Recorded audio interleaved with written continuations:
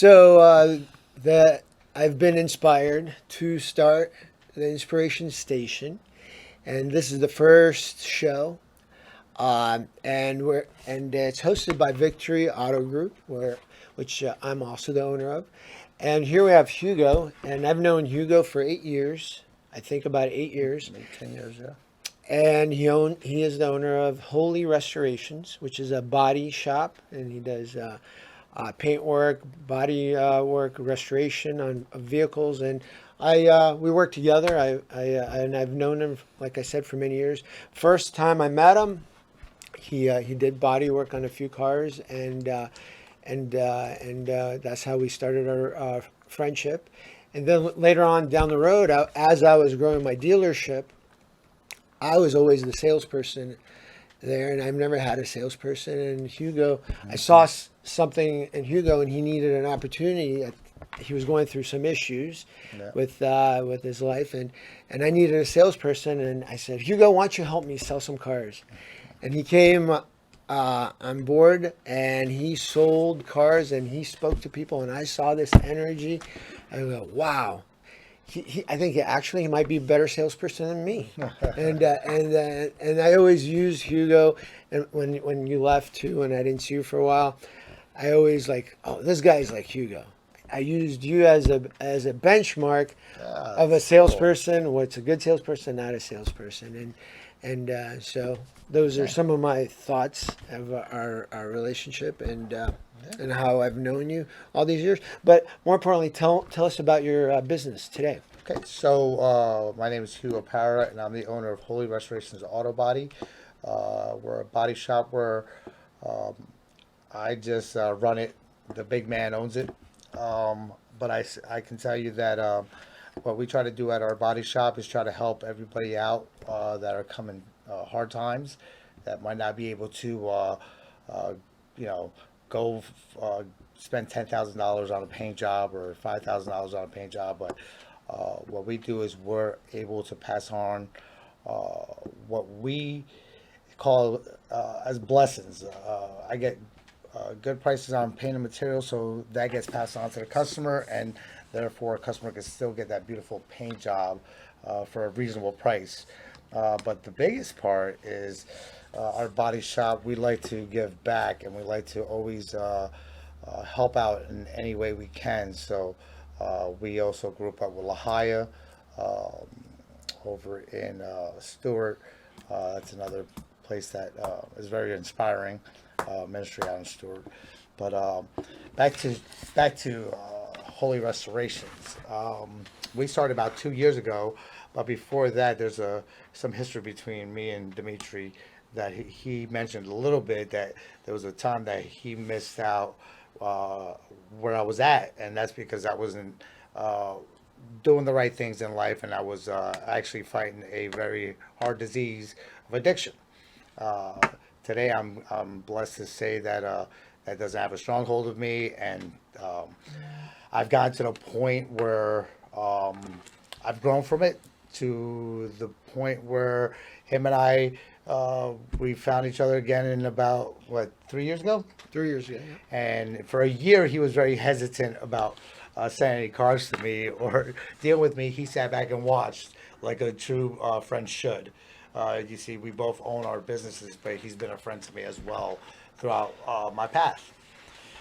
So I think after a year, he decided to use me, and he realized that there was something different in me. And I thank you for that. First of all, bro, I appreciate that. You I got thank it. you for the opportunity, because just like that opportunity, this opportunity opened, and he's using me once again to now inspire people, which that's a huge blessing to me.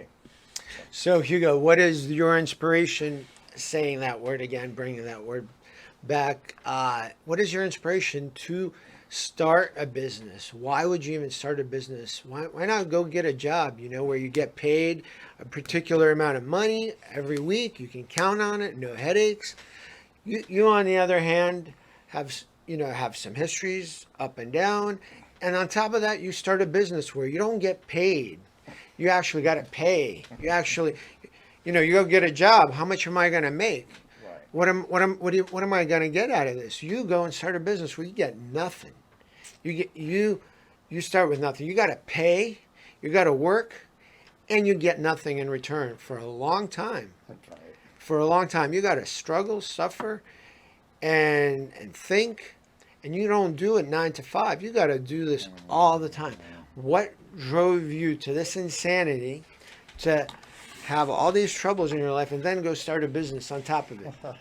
So what happened was 5 years ago, I went on an inspirational walk with my wife. We both left Florida, and my wife's a traveling nurse. We were very obedient to the Word of God. When He told us to walk, we walked. So during them 3 years, He took the time to really develop me as far as mentally, spiritually, and emotionally, to be able to take on such heavy responsibilities again. At the end of the day, I moved when He told me to move. So when I started the body shop, my plans were to go get a job, and her and I had gotten back from traveling. My wife actually heard him say go home, so we came home, and really, we were driven by being so attached with our relationship with God, to the point where we trusted Him in everything that we did. But we also were very obedient when He told us to do something. So when He told me to go out and look for something that He had for me, I thought it was a job, but in all reality, it was a body shop, an opportunity for a body shop. And like you said, there's a lot of work to it. It's not a 8 to 5 job. It's sometimes 15, 16 hour jobs. Heavy duty, a day. There's a lot of responsibilities. You definitely don't want to drop the ball. There's a lot of clients that you have to deal with. There's a lot of just a lot to do with business that people don't see that are behind the scenes. What is the reward behind all this? Why not? Why are you happy that you did this instead of getting a job? Yes. What are the rewards Oh, of being the yes. business owner Yes. instead of? So the rewards are endlessly. First of all, your hard work does pay off. If you work hard and you apply yourself accordingly to all your responsibilities, but balance is big. Balance is huge. And you balance your life to the point where you can work hard, but also relax just a little bit. I told my wife the first 5 years of business, if she wanted to see me, she would have to see me at the body shop. And, right now she realizes that that's not completely true, but it is a big time true. Like, I can't leave right now and go anywhere out of state. So right now my responsibility is here and my clients and just future work. So but as far as you asking me, what do I get out of it? First of all, it's hard work. It always does provide, but the long run, I've done it once before. The rewards are endless.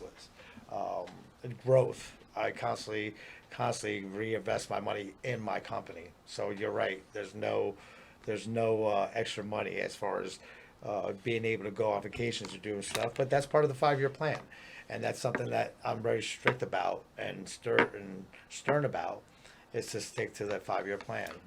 How important is mindset and your attitude to your business, and how you're managing your personal life and business?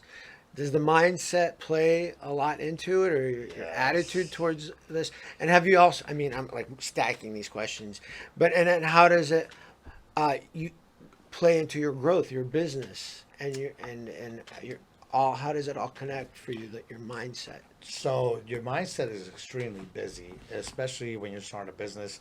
You're going to deal with a lot of different other mindsets that are not as patient or as calm as you would like them to be. So your mindset has to overcome them, especially when they're coming with you with problems and situations. Now look, when I first started my business, I've dealt with a lot of different issues, and I was going backtracking a little bit, but I went back to being what God told me to be, and that's to be considerate of everybody and what people go through.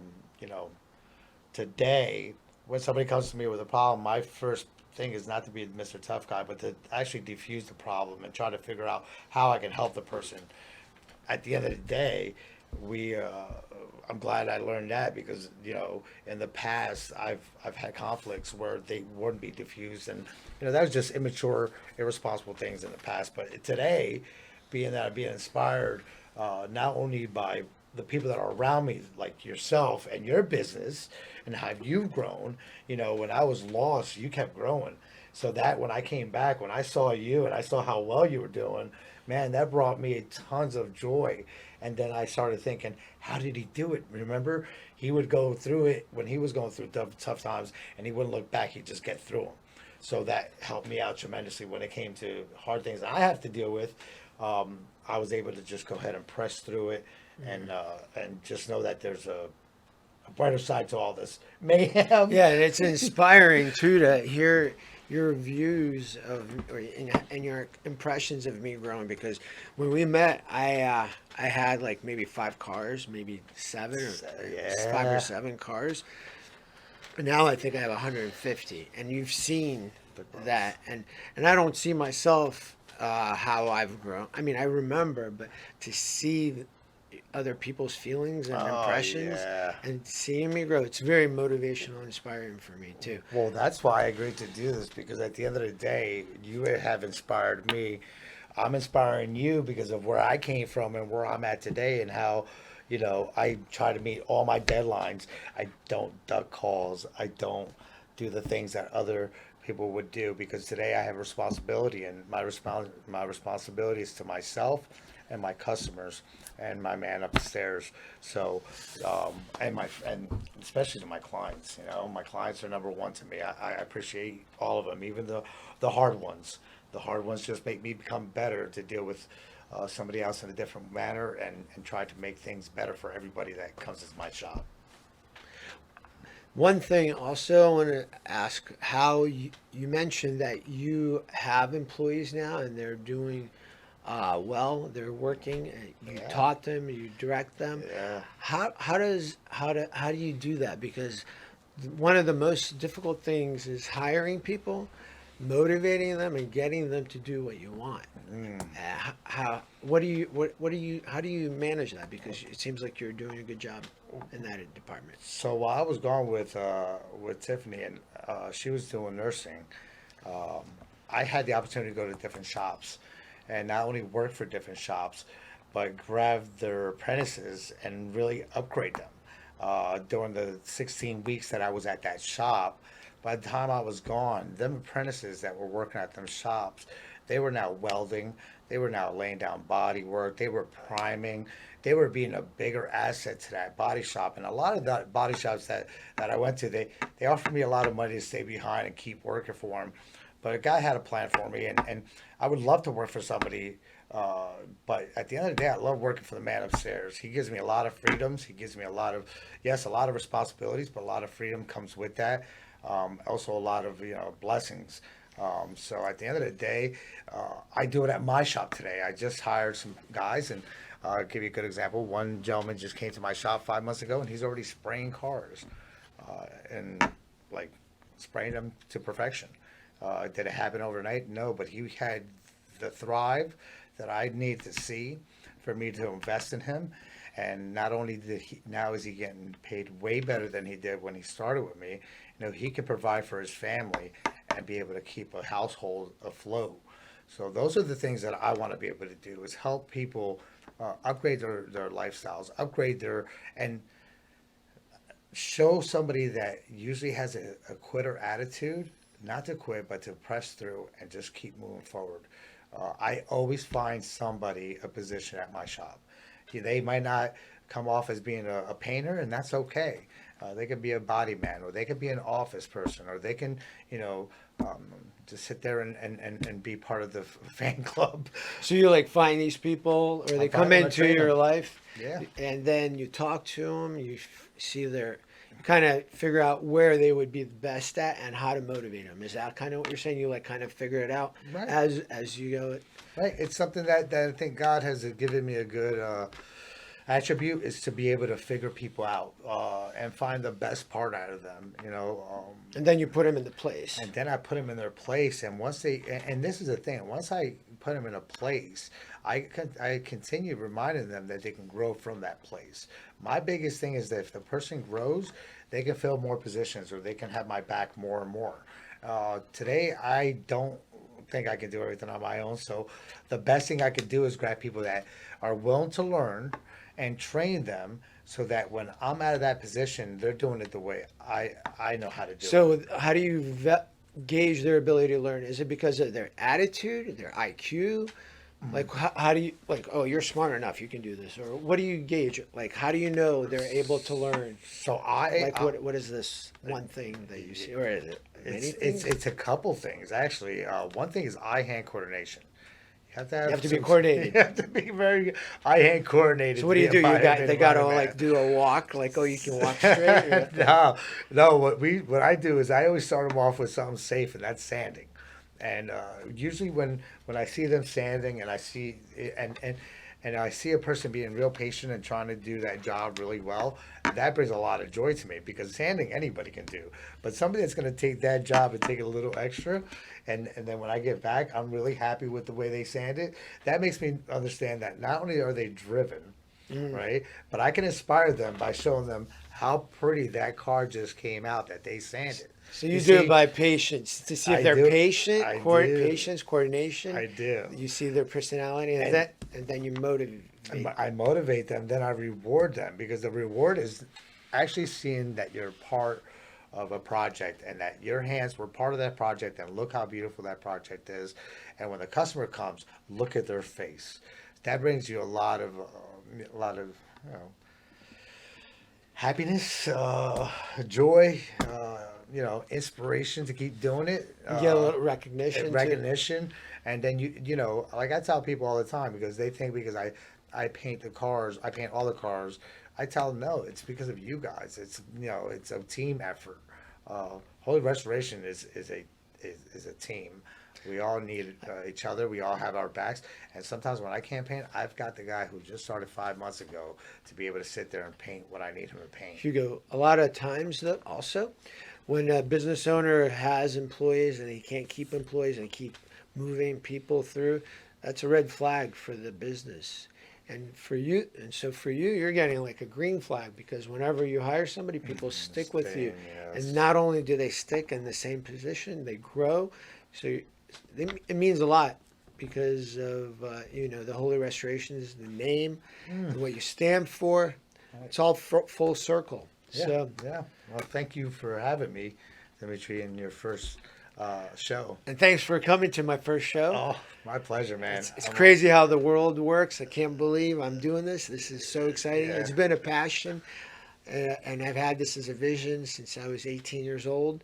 And for me, it's been tough to actually be on camera and talk on camera, and this is something that I have to push myself through and find meaning behind it. And I'm doing it. It's something that I really see myself doing, visualize doing, and I'm happy to be doing this. And I'm happy to have you as the first guest. Oh, thank you, brother. I appreciate that. Thank you for your future viewers. I hope I was able to inspire them. And I tell you one thing: if I could change, anybody can change. And if you want to start a business, don't ever be afraid to become an entrepreneur. That's what my whole suggestion would be to everybody out there. Thank you. Yeah.